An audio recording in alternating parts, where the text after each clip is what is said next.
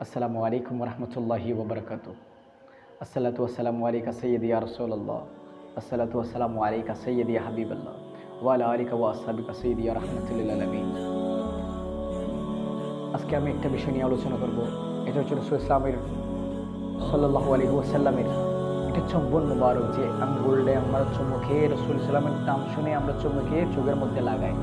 এই চুমুটা নিয়ে বিভ্রান্তর মধ্যে আল্লাহর বান্দাদেরকে বিভ্রান্তের মধ্যে ফেলে দিয়েছে একমাত্র বাতিল ফেরকারা। এটা আমাদের ঐতিহ্য ছিল একদম। এটা একটা হাদিস ছিল হযরত আবু বকর সিদ্দিক রাদিয়াল্লাহু তাআলা আনহু রাসূল ইসলামের সামনে, রাসূল ইসলাম নাম যখন শুনেছে রাসূল ইসলামের সামনে এরকম চুম্বন করেছিল, নখের মধ্যে চুমু দিয়ে চোখের মধ্যে লাগিয়েছিল রাসূল ইসলাম তাজিমের কারণে, মাত্র সম্মানের কারণে আবু বকর সিদ্দিক।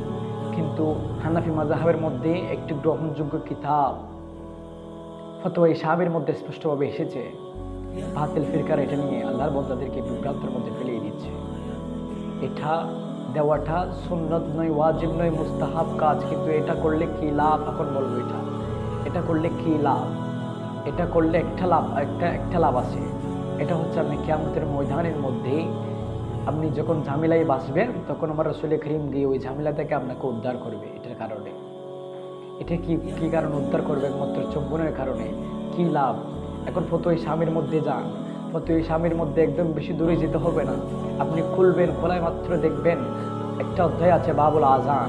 ওই আজানের মধ্যে আছে একদম স্পষ্ট ভাষায় আমার রাসূল করিম বলছেন, যখন কোনো উম্মত কিয়ামতের ময়দানের মধ্যে জাহান্নামের কাতারে থাকবে, কিন্তু ওই উম্মতটা দুনিয়াতে থাকা অবস্থায় আমার নাম শুনে হাতের মধ্যে আঙ্গুলের মধ্যে চুম্বন করে চোখের মধ্যে লাগাতো, ওই উম্মতকে জাহান্নামের খাতার থেকে টেনে টেনে এনে রাসূল করিম সাল্লাল্লাহু আলাইহি ওয়াসাল্লাম জান্নাতি কাতারের মধ্যে ঢুকিয়ে দিবেন। সুবহানাল্লাহ।